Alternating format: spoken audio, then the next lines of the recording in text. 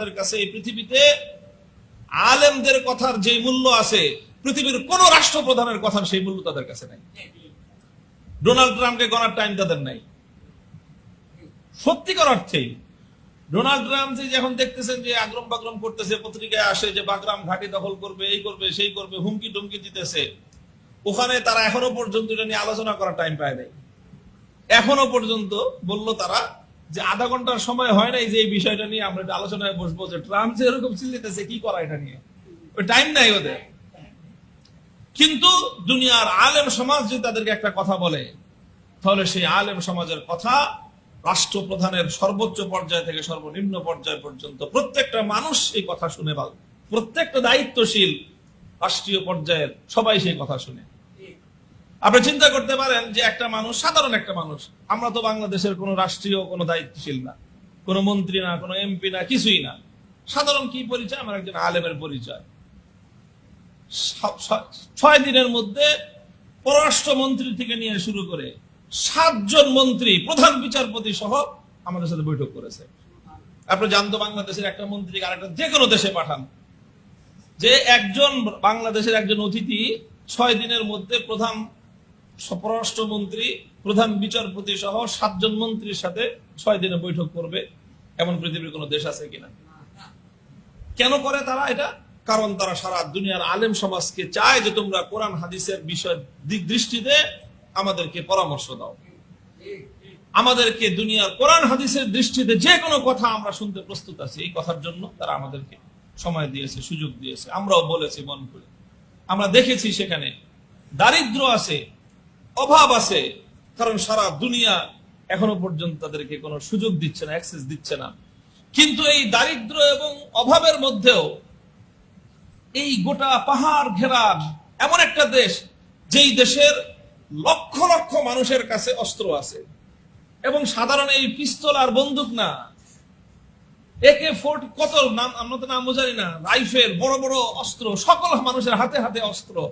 অথচ বিগত 4 বছরের মধ্যে একটা এই ধরনের কোন অস্ত্র নিয়ে সংঘাতের ঘটনা নাই, একটা ডাকাতির ঘটনা নাই, একটা লুটপাটের ঘটনা নাই, একটা মানুষের বাড়িতে লুটপাট চালাবে এমন কোন ঘটনা নাই। বলেন তো আমাদের দেশে যদি 10 লক্ষ মানুষের কাছে এরকম অস্ত্র থাকতো, এই দেশে কি অবস্থা হতে পারে?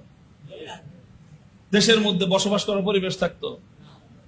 কোরআনী শাসন মানুষকে এমন ভাবে সেখানে নিরাপত্তা প্রতিষ্ঠিত করেছে, রাত 2টা, 3টা, 4টার সময় এক প্রান্ত থেকে পাহাড়ি রাস্তা, আমরা এক এলাকায় গেলাম, একেবারে প্রায় 500 কিলোমিটার দূরত্বের অবস্থা কাবুল থেকে, 500 কিলোমিটার, রাত 8টার সময় রওনা করছে, আস্তে আস্তে রাত 2টা বাজছে, পাহাড় আর পাহাড়, পাহাড় আর পাহাড়, পাহাড়ের ভিতর দিয়ে আসলাম। কোনো ভয় নাই, কোনো আতঙ্ক নাই, কারণ সেখানে আল্লাহর কোরআনের বিধান বাস্তবায়িত হয়েছে। এই নিরাপত্তা আমরা নিজেরা সচক্ষে দেখেছি। সেখানে অভাব আছে, অনটন আছে, কিন্তু কোন দরিদ্র অসহায় মানুষকে না খাওয়ায় নিজে খাওয়ার প্রতিযোগিতা নাই। 8 লক্ষ মানুষকে, 8 লক্ষ ফ্যামিলিকে রাষ্ট্রীয় ভাতা প্রদান করা হয়। ইয়েতিম, বিধবা, চাই সেই ইয়েতিম বিধবা মুজাহিদদের সন্তানরা হোক, এমনকি যারা তাদের শত্রু ছিল বিগত 20 বছর, সেই শত্রু যারা এদের বিরুদ্ধে যুদ্ধ করেছে, শত্রু যুদ্ধ করতে গিয়ে মারা গেছে, সেই শত্রুর ইয়েতিম এবং সেই শত্রুর বিধবা স্ত্রীকে তারা রাষ্ট্রের পক্ষ থেকে ভাতা দেয়। তোর বাপে মরে গেছে আমাদের বিরোধিতা করে, বাপের দোষ, তোমার তো দোষ নাই, তুমি ইয়েতিম, তুমি রাষ্ট্রের কাছ থেকে ভাতা পাবা। তুমি বিধবা, তোমার স্বামী আমাদের শত্রু ছিল, কিন্তু তুমি তো আমার শত্রু না, তুমি বিধবা, তুমি রাষ্ট্রের কাছ থেকে ভাতা পাবা। শত্রু মিত্র ভেদাভেদ ছাড়া প্রায় 1 মিলিয়ন মানুষকে কমসে কম মাসে $100। $100 বাংলাদেশে কত হয় বলেন? হ্যাঁ, 12,000 টাকা হয় প্রায়। বাংলাদেশে প্রায় 12,000 টাকা হয় $100।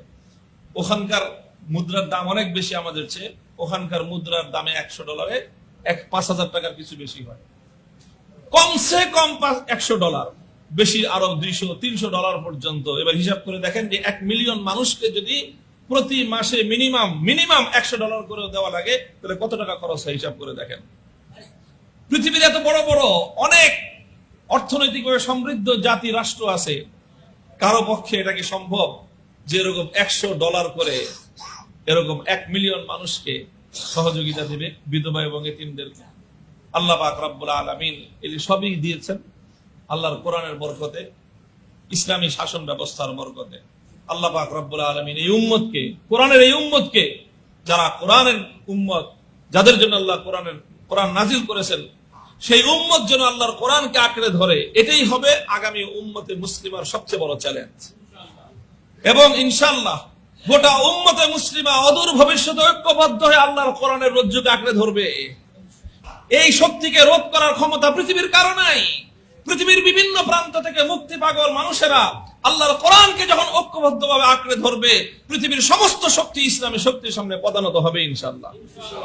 সেই দিন ইনশাআল্লাহ অতি সন্নিকটে। আল্লাহ পাক রব্বুল আলামিন আমাদেরকেও সেই দিন দেখার তৌফিক দান করেন, যখন এই গোটা উম্মাহ আল্লাহর কোরআনের সোনালী শাসন ব্যবস্থায়, কোরআনের শান্তির সামিয়ানার নিচে সারা দুনিয়ার মানুষকে শান্তির সুখ উপহার দিতে পারবে। ওয়া আখিরু দাওয়ানা আলহামদুলিল্লাহি রাব্বিল আলামিন। আসসালামু আলাইকুম ওয়া রাহমাতুল্লাহ।